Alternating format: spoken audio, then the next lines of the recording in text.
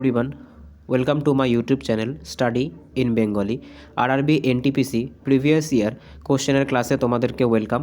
আমরা RRB NTPC previous year কোশ্চেনের যে ক্লাসটা করছিলাম আজকে তার সেকেন্ড ক্লাস। তাহলে চলো শুরু করা যাক। ভারতের প্রথম প্রশ্ন, আজকের প্রথম প্রশ্ন, ভারতের দীর্ঘতম হাইওয়ে টানেল কোনটি? দেখো এখানে অপশানগুলো দেখে নাও তোমরা। এখানে ব্যাক টু ব্যাক চারটে অপশান আছে। একটা হচ্ছে Atal tunnel, Shyamaprasad Mukherjee tunnel, Nehru tunnel আর মোদি টানেল। তো ভারতের দীর্ঘতম হাইওয়ে টানেল কোনটি? দেখো এটা কিন্তু RRB NTPC 29/12/2020 এসেছিল। ঠিক আছে, তো আমাদের সঠিক উত্তর কী হয়ে যাবে? আমাদের সঠিক উত্তর হয়ে যাবে কিন্তু শ্যামাপ্রসাদ মুখার্জি টানেল। ঠিক আছে, আর এই টানেলটা কোথায় আছে? এটা কিন্তু জম্মু এবং কাশ্মীরের মধ্যে অবস্থিত। এটা জম্মু এবং কাশ্মীরের মধ্যে অবস্থিত কিন্তু এই শ্যামাপ্রসাদ মুখার্জি টানেল। ঠিক আছে, নেক্সট কোশ্চেন, লেবুর রসের পিএইচ এর মান কত? দেখো লেবুর রসের পিএইচ এর মান, সবার প্রথম তোমাদেরকে বলে রাখি, এই পিএইচ স্কেল দিয়ে কিন্তু কোনো তরলের অ্যাসিডিটি বা বেসিসিটি, অর্থাৎ তরলটি আম্লিক নাকি ক্ষারীয়, সেটা মাপা হয়ে থাকে। ঠিক আছে, এখানে দেখো কি বলেছে, লেবুর রসের যে অপশানগুলো দিয়েছে, লেবুর রসের পিএইচ এর মান কত, তার যে অপশানগুলো দিয়েছে আমরা অপশানগুলো একবার দেখে নেব। 3.5, 6.5, 10.5 এবং 5.5। আমাদের সঠিক উত্তর কিন্তু হয়ে যাবে 3.5। লেবুর রসের পিএইচ এর মান কিন্তু 3.5, অর্থাৎ এটা কিন্তু অ্যাসিডিক। মনে রাখবে এই যে পিএইচ স্কেল থাকে, এই পিএইচ স্কেলে কিন্তু মোট 0 থেকে 14 পর্যন্ত রিডিং থাকে, আর মাঝে থাকে কিন্তু 7। যদি কোনো তরলের পিএইচের ভ্যালু 0 থেকে 7-এর মধ্যে হয় তাহলে কিন্তু সেটা অ্যাসিড হয়ে থাকে। আর যদি কোনো তরলের পিএইচের মান 7 থেকে 14 হয়ে থাকে তাহলে সেটাকে আমরা বেসিক বলতে পারি বা সেটাকে আমরা ক্ষার বলতে পারি। আর যদি কোনো তরলের মান 7 হয়ে থাকে সেক্ষেত্রে সেটা কিন্তু প্রশমিত হয়ে থাকে, যেমন জল। তো লেবুর রসের পিএইচের মান কত? লেবুর রসের পিএইচের মান কিন্তু 3.5। এইবার তোমাদেরকে বলে রাখি, এই লেবুতে কোন অ্যাসিড থাকে? লেবুতে কিন্তু সাইট্রিক অ্যাসিড থাকে। ঠিক আছে, লেবুতে কিন্তু সাইট্রিক অ্যাসিড বা সিট্রিক অ্যাসিড বলা যেতে পারে, লেবুতে কিন্তু সাইট্রিক অ্যাসিড থাকে। আর এই যে সাইট্রিক অ্যাসিড আছে, এই সাইট্রিক অ্যাসিড কিন্তু যে কোনো টক জাতীয় ফলের মধ্যে থাকে, শুধুমাত্র লেবু না, যে কোনো টক জাতীয় ফলের মধ্যে কিন্তু থাকে, যেরকম আমলকির মধ্যেও কিন্তু এই সাইট্রিক অ্যাসিড পাওয়া যায়। ঠিক আছে, আর এই সাইট্রিক অ্যাসিড কিন্তু আমাদের হাড় মজবুত করতে সাহায্য করে। ঠিক আছে, নেক্সট কোশ্চেন, সংসদের যৌথ অধিবেশনে কে সভাপতিত্ব করেন? দেখো খুব ইম্পর্ট্যান্ট একটা কোশ্চেন, এখানে একটা কনফিউজিং একটা পয়েন্ট আছে যে সংসদের যৌথ অধিবেশনে কে সভাপতিত্ব করেন, আর একটা কোশ্চেন হচ্ছে সংসদের যৌথ অধিবেশন কে ডাক দেন বা কে আহ্বান করেন সংসদের যৌথ অধিবেশনকে। যদি তোমাদেরকে এইরকম কোশ্চেন দেয় যে সংসদের যৌথ অধিবেশন কে ডাকেন, সেক্ষেত্রে কিন্তু আমাদের সঠিক উত্তর হয়ে যাবে রাষ্ট্রপতি। কিন্তু আমাদের কিন্তু কোশ্চেনে চেয়েছে সংসদের যৌথ অধিবেশনে কে সভাপতিত্ব করেন। তো এখানে অপশানগুলো তোমরা একবার দেখে নাও, রাষ্ট্রপতি, রাজ্যপাল, লোকসভা স্পিকার আর রাজ্যসভা স্পিকার। আমাদের সঠিক উত্তর কিন্তু হয়ে যাবে লোকসভা স্পিকার। লোকসভা স্পিকার কিন্তু সংসদের যে যৌথ অধিবেশন হয় সেই যৌথ অধিবেশনে সভাপতিত্ব করেন। এইবার যে রাষ্ট্রপতি আছে, সেই রাষ্ট্রপতির আমাদের ভারতের সংবিধানের কত নম্বর আর্টিকেলে আছে? 52 নম্বর আর্টিকেলে কিন্তু বলা হয়েছে যে ভারতের একজন রাষ্ট্রপতি থাকবে। ঠিক সেরকম করে রাজ্যপালের কথা কোথায় বলা হয়েছে? 153 নম্বর যে আর্টিকেল আছে, সেই 153 নম্বর আর্টিকেলে কিন্তু বলা হয়েছে ভারতের প্রত্যেকটি রাজ্যের একটি করে বা একটি রাজ্যের বা একাধিক রাজ্যের একটি রাজ্যপাল থাকবে। ঠিক আছে, এরপর যে লোকসভা স্পিকার আছে, সেই লোকসভা স্পিকারের কথা কোথায় উল্লেখিত হয়েছে? আমাদের ভারতীয় সংবিধানের যে 93 নম্বর আর্টিকেল আছে, সেই 93 নম্বর আর্টিকেলে কিন্তু লোকসভার স্পিকারের কথা উল্লেখিত আছে। তোমাদের কাছে একটা কোশ্চেন থাকবে, তোমরা একটা কমেন্টে জানাবে যে পদাধিকার বলে রাজ্যসভার স্পিকার কে হয়ে থাকেন। ঠিক আছে, রাজ্যসভার স্পিকার কে হয়ে থাকেন, এটা তোমরা অবশ্যই কমেন্টে জানাবে। নেক্সট কোশ্চেন, কোনো বিল অর্থ বিল কিনা সেটা কে নির্ধারণ করে? দেখো এগেইন একটা ইম্পর্টেন্ট কোশ্চেন, পরীক্ষাতে কিন্তু এই ধরনের কোশ্চেনগুলো আসার সম্ভাবনা অনেক বেশি। দেখো এটা কিন্তু RRB NTPC 29/12/2020, আজকে 29/12/2020 যে এক্সামটা হয়েছিল, যে শিফটগুলো হয়েছিল, সেখান থেকে প্রত্যেকটা কোশ্চেনকে কম্পাইলেশন করা হয়েছে। ঠিক আছে, এখানে তোমরা প্রত্যেকটা 29/12/20 যে কোশ্চেন সেগুলোই দেখতে পাবে। তো আমাদের প্রশ্নটা কি আছে? আমাদের প্রশ্নটা আছে কোনো বিল অর্থ বিল কিনা সেটাকে কে নির্ধারণ করে? দেখো সবার প্রথম তোমাদেরকে বলে রাখি, এই যে অর্থ বিল আছে, এই অর্থ অর্থ বিলের কথা কিন্তু ভারতীয় সংবিধানের 110 নম্বর ধারাতে বলা হয়েছে। ঠিক আছে, অর্থ বিলের কথা কিন্তু 110 নম্বর ধারাতে বলা হয়েছে। আর অর্থ কমিশনের কথা কিন্তু 280 নম্বর আর্টিকেলে বলা হয়েছে। আর এই অর্থ কমিশনের হেড কে হয়ে থাকেন, ভারতের যে ফিনান্স মিনিস্ট্রি হয়ে থাকেন তিনি কিন্তু অর্থ কমিশনের হেড হয়ে থাকেন। আমাদের কোশ্চেনটা কী চেয়েছে? কোশ্চেনটা চেয়েছে কোনো বিল অর্থ বিল কিনা সেটা কে নির্ধারণ করেন? কোনো বিল অর্থ বিল কিনা সেটা কিন্তু নির্ধারণ করেন লোকসভার স্পিকার। ঠিক আছে, লোকসভার স্পিকার কিন্তু নির্ধারণ করেন যে কোনো বিল অর্থ বিল কিনা। ঠিক আছে, নেক্সট কোশ্চেন, বেরি রোগ কোন ভিটামিনের অভাবে হয়ে থাকে? দেখো খুব ইম্পর্ট্যান্ট একটা ডিজিজের যে এটা আছে, মানে ডিজিজের যে আমাদের ব্যাকটেরিয়াগুলো আছে বা ডিজিজ কী কারণে হয়ে থাকে, কোন কোন ভিটামিন ডেফিসিয়েন্সির ফলে কোন কোন ডিজিজ হয়ে থাকে, এটা কিন্তু রেলের একটা ফেভারিট টপিক। এখান থেকে কিন্তু প্রচুর কোশ্চেন তোমরা দেখতে পাবে আপকামিং এক্সামিনেশনে। তো বেরি রোগ কোন ভিটামিনের অভাবে হয়ে থাকে? সর্বপ্রথম তোমরা অপশানগুলো দেখে নাও, vitamin B1, vitamin B2, vitamin B3 আর ভিটামিন B5। দেখো বেরি যে রোগটা হয়ে থাকে সেটা কিন্তু ভিটামিন B1 জন্য হয়ে থাকে।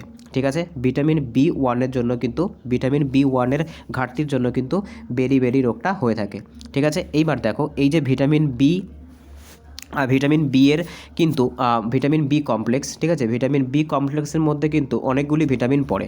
যেমন আমরা এখানে অপশান ওয়াইজ দেখতে পাচ্ছি, ভিটামিন বি এর মধ্যে কিন্তু vitamin B1, vitamin B2, vitamin B3, vitamin B5, vitamin B6, vitamin B9, vitamin B7 আর ভিটামিন B12 পড়ে। ঠিক আছে, দেখো সবার প্রথম ভিটামিন B1 আছে, এর রাসায়নিক নাম কিন্তু থিয়ামিন। ঠিক আছে, ভিটামিন B1 এর রাসায়নিক নাম কিন্তু থিয়ামিন। ভিটামিন B2 এর রাসায়নিক নাম কিন্তু নিয়াসিন। ঠিক আছে, ঠিক সেরকম করে কিন্তু এখানে প্রত্যেকটা ভিটামিনের কিন্তু একটা করে রাসায়নিক নাম আছে। ঠিক আছে, ঠিক সেরকম করে যদি আমরা দেখে নিই ভিটামিন B5 এর রাসায়নিক নাম কি? ভিটামিন B5 এর রাসায়নিক নাম কিন্তু পন্টোথনিক অ্যাসিড। ঠিক আছে, ঠিক সেরকম করে ভিটামিন B12টাও কিন্তু ইম্পর্টেন্ট, ভিটামিন B12 এর রাসায়নিক নাম কি? সায়ানোকোবালামিন। ঠিক আছে, তোমরা এইগুলো মনে রাখবে। নেক্সট কোশ্চেন, নিম্নলিখিত কোন নদী আরব সাগরে পড়েছে? দেখো এখানে অপশানগুলো দেখে নাও, কাবেরী, গোদাবরী, তাপ্তি এবং গঙ্গা। এই চারটি নদীর মধ্যে এর মধ্যে কোন নদীটি আরব সাগরে পতিত হয়েছে? দেখো এখানে যদি আমরা অপশানগুলোকে ভালো করে খেয়াল করে দেখি, সবার প্রথম গঙ্গা কিন্তু বঙ্গোপসাগরে পড়েছে, তাই গঙ্গা কিন্তু এখানে হবে না।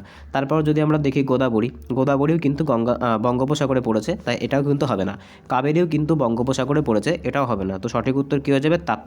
তাপ্তি বা তাপি নদী। ঠিক আছে, তাপ্তি বা তাপি নদী কিন্তু আরব সাগরে পড়েছে, মনে রাখবে। আর এটা কিন্তু একটা পশ্চিম বাহিনী নদী, বাকিগুলো কিন্তু সবকটা পূর্ব বাহিনী নদী। নেক্সট কোশ্চেন, নিচের কোনটি ব্রায়োফাইটা এখানে গোষ্ঠী হবে, একটু স্পেলিং মিস্টেক আছে, একটু অ্যাডজাস্ট করে নিও, আমি এখানে লিখে দিচ্ছি।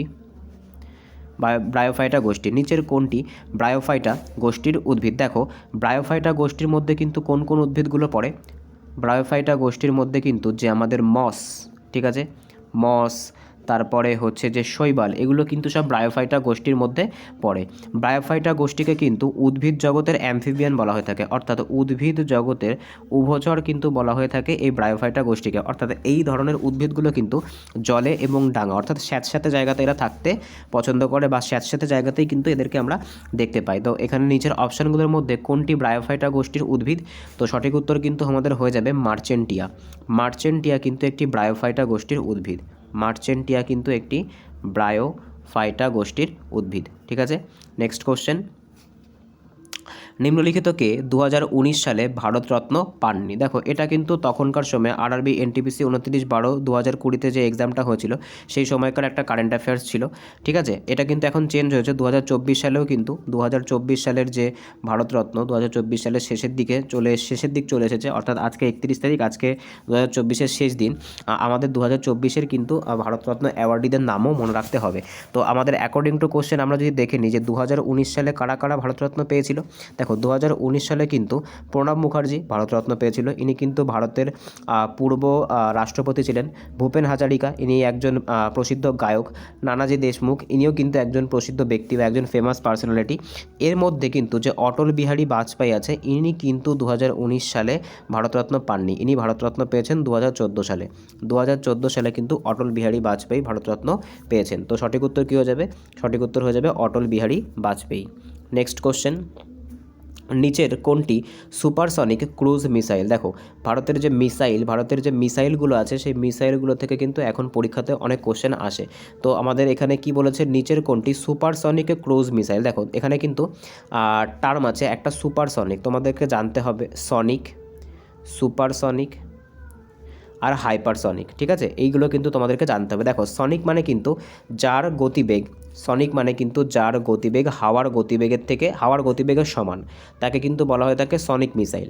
সুপারসনিক মানে যার গতিবেগ কিন্তু হাওয়ার থেকে 2.5 ম্যাকের পর্যন্ত যেতে পারে। আর হাইপারসনিক মানে কিন্তু যে 5 থেকে 10 ম্যাক, ঠিক আছে, এই গতিবেগে চলতে পারে, সেই মিসাইলগুলোকে কিন্তু বলা হয়ে থাকে হাইপারসনিক। তো আমাদের এখানে কি চেয়েছে, আমাদের এখানে চেয়েছে নিচের কোনটি সুপারসনিক ক্রুজ মিসাইল। দেখো এখানে সবার প্রথম কি আছে, অস্ত্র, ঠিক আছে, এটা কিন্তু একটা surface two surface missile. Prithvi কিন্তু একটা এয়ার টু সারফেস মিসাইল, ঠিক আছে। তারপর এখানে যে অগ্নি 2 আছে, অগ্নি 2 কিন্তু একটা সারফেস টু সারফেস মিসাইল। এখানে যে ব্রাহ্মোস আছে, ঠিক আছে, BRAMHOS, এখানে যে ব্রাহ্মোস আছে, এই ব্রাহ্মোস কিন্তু একটা সুপারসনিক ক্রুজ মিসাইল। দেখো এই ব্রাহ্মোস কিন্তু ব্রহ্মপুত্র, ভারতের ব্রহ্মপুত্র নদীর নাম অনুসারে, আর রাশিয়ার যে মস্কোভা নদী আছে, সেই মস্কোভা নদীর নাম অনুসারে কিন্তু এর নাম রাখা হয়েছে ব্রাহ্মোস, ঠিক আছে। আর এই ব্রাহ্মোস সুপারসনিক মিসাইলটা কোন দুটি দেশ মিলে বানিয়েছে? এটা কিন্তু রাশিয়া প্লাস ইন্ডিয়া, এই দুটি দেশ মিলে বানিয়েছে। আর মনে রাখবে ব্রাহ্মোস কিন্তু বর্তমানে পৃথিবীর সবথেকে দ্রুততম চলা ক্রুজ মিসাইল, ঠিক আছে। নেক্সট কোশ্চেন, ক্যাবিনেট মিশন কবে ভারতে আসে? দেখো এটা ভারতের হিস্ট্রি থেকে একটা কোশ্চেন, যে ক্যাবিনেট মিশন কবে ভারতে এসেছিল।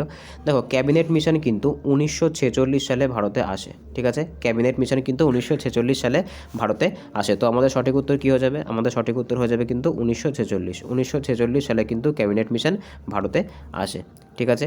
নেক্সট কোশ্চেন, কাবেরী নদীর জলবিরোধ কোন দুটি রাজ্যের মধ্যে দেখা যায়? দেখো কাবেরী নদীর যে জল আছে, সেই কাবেরী নদীর জলবন্টন নিয়ে কোন দুটি রাজ্যের মধ্যে বিরোধ দেখতে পাওয়া যায়? তোমাদের অপশানগুলো এখানে দেখে নাও, পশ্চিমবঙ্গ, ঝাড়খণ্ড, কেরালা, তামিলনাড়ু, কর্ণাটক এবং অন্ধ্রপ্রদেশ, তামিলনাড়ু। আমাদের সঠিক উত্তর কী হয়ে যাবে? সঠিক উত্তর কিন্তু হয়ে যাবে তামিলনাড়ু ও কর্ণাটক। দেখো কাবেরী নদীর যে জলবন্টন আছে, সেই জলবন্টন নিয়ে কিন্তু তামিলনাড়ু ও কর্ণাটকের মধ্যে বিবাদ লক্ষ্য করা যায়। Next question, central drug research organisation কোথায় আছে? তো সেন্ট্রাল ড্রাগ রিসার্চ অর্গানাইজেশন কোথায় আছে? এখানে অপশানগুলো দেখে নাও, ব্যাক টু ব্যাক এখানে 4টে অপশান আছে। কী কী অপশান আছে আমরা একবার দেখে নিই, মুম্বাই, হায়দ্রাবাদ, লখনৌ এবং কাশ্মীর। তো আমাদের সঠিক উত্তর কী হয়ে যাবে? সঠিক উত্তর হয়ে যাবে কিন্তু লখনৌ, ঠিক আছে। সেন্ট্রাল যে ড্রাগ রিসার্চ, অর্থাৎ যে মেডিসিনে যে সমস্ত ড্রাগগুলি ইউজ করা হয়, সেই সমস্ত ড্রাগগুলির নিয়ে রিসার্চ কোথায় করা হয়? তো এটা কিন্তু লখনৌ, সঠিক উত্তর হয়ে যাবে। আচ্ছা, এই যে মুম্বাইতে কার হচ্ছে সদর দপ্তর বা হেডকোয়ার্টার আছে? মুম্বাইতে কিন্তু RBI বা রিজার্ভ ব্যাঙ্ক অফ ইন্ডিয়া, তারপর SBI, এদের কিন্তু সদর দপ্তর মুম্বাইতে রয়েছে। নেক্সট কোশ্চেন, হুমায়ুন নামা কে লিখেছে? দেখো এগেইন হিস্ট্রি থেকে একটা কোশ্চেন। হিস্ট্রি থেকে যে অথর আছে, অর্থাৎ এনশিয়েন্ট হিস্ট্রির যে বা আমাদের মেডিয়েভেল হিস্ট্রির যে অথরগুলো আছে, সেই অথরগুলো কিন্তু বা যে বুকগুলো আছে, সেগুলো কিন্তু বুক আর তাদের অথর কিন্তু খুবই গুরুত্বপূর্ণ। একটা গুরুত্বপূর্ণ প্রশ্ন কী করেছে এখানে, যে হুমায়ুন নামা কে লিখেছে? তো সঠিক উত্তর কী হয়ে যাবে? সঠিক উত্তর কিন্তু হয়ে যাবে হুমায়ুন নামা লিখেছেন গুলবাদন বানু বেগম কিন্তু হুমায়ুন নামা লিখেছেন। দেখো এখানে আবুল ফজলের কথা উল্লেখ আছে। আবুল ফজল কি লিখেছে? আবুল ফজল কিন্তু লিখেছে আইন-ই-আকবরী, ঠিক আছে। আইন-ই-আকবরী কিন্তু লিখেছে আবুল ফজল, ঠিক আছে। এছাড়া কি এখানে কি লেখা আছে? দারা সুখ। দেখো এই দারা সুখ কিন্তু মহাভারতকে পার্সিতে অনুবাদ করেছিল, ঠিক আছে। মহাভারতকে পার্সিতে অনুবাদ কে করেছিল? দারা সুখ। নেক্সট কোশ্চেন, কাকে, এখানে একটু প্রিন্টিং মিস্টেক আছে, ঠিক আছে, তোমরা একটু অ্যাডজাস্ট করে নিতে হবে। কাকে grand old man of India বলা হয়ে থাকে? দেখো grand old man of India কাকে বলা হয়ে থাকে? এখানে অপশানগুলো কী কী আছে? মহাত্মা গান্ধী, দাদাভাই নৌরোজি, সুভাষচন্দ্র বোস আর বিদ্যাসাগর। আমাদের সঠিক উত্তর কী হয়ে যাবে? সঠিক উত্তর কিন্তু হয়ে যাবে দাদাভাই নৌরোজি। দাদাভাই নৌরোজিকে কিন্তু ভারতের grand old man of India বলা হয়। এনার কিন্তু একটা ফেমাস বই আছে, যার নাম কি? Poverty and un-British rule in India. তোমরা বইটার নামটাকে, এখানে জায়গাটা একটু কম, তার জন্য আমি পুরোটা লিখতে পারছি না, আমি আবার বলছি, তোমরা বইয়ের নামটা লিখে নেবে, poverty and un-British rule in India. ইনি কিন্তু সবার প্রথম ব্রিটিশরা যে ভারতের থেকে ভারতের যে ধন সম্পত্তি সেগুলো নিজেদের দেশে নিয়ে যাচ্ছিল, তার উপরে কিন্তু ইনি সর্বপ্রথম আমাদেরকে এই বইয়ের মাধ্যমে জানান। এছাড়া প্রত্যেকটা ব্যক্তির পার ক্যাপিটা ইনকাম, অর্থাৎ প্রত্যেক ব্যক্তির মাথাপিছু ইনকাম কিন্তু সবার প্রথম, বা কোনো দেশের বা আমাদের ভারত দেশের রাষ্ট্রীয় ইনকাম কিন্তু ইনি সর্বপ্রথম ক্যালকুলেশন করেছিলেন। ঠিক আছে, নেক্সট কোশ্চেন, চাপচার কোট নৃত্য কোন রাজ্যের একটি নৃত্য? দেখো খুব ইম্পর্ট্যান্ট একটা টপিক। রেলের পরীক্ষায় যে বিভিন্ন রকমের ফোক ডান্সগুলো থাকে সেই ফোক ডান্স থেকে কিন্তু কোশ্চেন দেবেই দেবে, প্রত্যেকটা শিফটে কিন্তু একটা করে ফোক ডান্স থেকে কোশ্চেন দেবে, একদম এটা অবধারিত। তো দেখো এখানে কি কোশ্চেনটা করা হয়েছে, এখানে কিন্তু কোশ্চেন করা হয়েছে চাপচার কোট। দেখো এটাকে কিন্তু চেরাও বলা হয়ে থাকে, চেরাও বলা হয়ে থাকে। ঠিক আছে, তো এটা কোথাকার নৃত্য? এটা কিন্তু মিজোরামের নৃত্য। মিজোরামের কিন্তু একটা স্পেশাল ড্যান্স ফর্ম আছে যেটাকে কিন্তু বলা হয়ে থাকে চাপচার কোট। এটাকে কিন্তু ব্যাম্বু ডান্সও বলা হয়ে থাকে, ব্যাম্বু ডান্সও কিন্তু এইটাকে বলা হয়ে থাকে। তো চাপচার কোট কোথাকার নৃত্য? এটা কিন্তু মিজোরামের একটা লোকনৃত্য। নেক্সট কোশ্চেন, ভারতের দীর্ঘতম নদী সেতু কোনটা? দেখো ভারতের যে দীর্ঘতম নদী সেতু আছে, ঠিক আছে, এইখানে কিন্তু একটা চেঞ্জেস হয়েছে। এই কোশ্চেনটা তোমাদেরকে আমি আপডেট করে দিয়েছি, এটা কিন্তু পাল্টেছে। ভারতের দীর্ঘতম যে নদী সেতু, না সরি এখানে একটু ভুল বলা হয়ে গেল, নদী সেতুটা একই আছে, যে সমুদ্র সেতু সেটা কিন্তু পাল্টেছে, ওটা আমি তোমাদেরকে পরে বলে দিচ্ছি। তো ভারতের দীর্ঘতম নদী সেতু কোনটা? ভারতের দীর্ঘতম নদী সেতু কিন্তু ভূপেন হাজারিকা সেতু, যেটা কিন্তু অসমে আছে। অসমের যে লোহিত নদী আছে, ব্রহ্মপুত্রের যে উপনদী, ব্রহ্মপুত্রের যে সহায়ক নদী, লোহিতের ওপরে কিন্তু আছে ভারতের দীর্ঘতম নদী সেতু। আর এটাকেই কিন্তু ডোলা সাদিয়া ব্রিজ বলা হয়ে থাকে, ডোলা সাদিয়া ব্রিজও কিন্তু এটাকেই বলা হয়ে থাকে। নেক্সট কোশ্চেন, তো আজকে এই অবধিই ছিল। ঠিক আছে, যদি ভিডিওটি ভালো লেগে থাকে তাহলে অবশ্যই তোমরা চ্যানেলটিকে সাবস্ক্রাইব করো, পাশে থাকা বেল আইকনটিকে প্রেস করে রেখো, যাতে ভিডিও ছাড়লে সর্বপ্রথম নোটিফিকেশন তোমাদের কাছে পৌঁছায়। আর ভিডিও ডেসক্রিপশানে তোমাদেরকে টেলিগ্রাম গ্রুপের লিঙ্ক দেওয়া থাকবে, যদি তোমরা মনে করো যে টেলিগ্রামে অ্যাড হবে তাহলে তোমরা অ্যাড হয়ে যেতে পারো। এছাড়া আমাদের কিন্তু প্রত্যেকদিন ডেইলি কারেন্ট অ্যাফেয়ার্সের ক্লাস করানো হচ্ছে। তোমরা যদি মনে করো যে ডেইলি কারেন্ট অ্যাফেয়ার্সের ক্লাসগুলো দেখবে, তোমরা ভিডিও ডেসক্রিপশানে তার লিঙ্ক দেওয়া থাকবে, সেখান থেকে গিয়ে দেখতে পারো। তাহলে চলো দেখা হচ্ছে পরের ভিডিওতে, বাই।